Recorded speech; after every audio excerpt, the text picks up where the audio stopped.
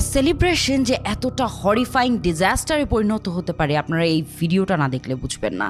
একটা বিয়ে হচ্ছিল এখানে এবং বিয়ের মাঝখানে যে কি ভয়ঙ্কর ঘটনা ঘটে আপনারা ভিডিওটা দেখেন।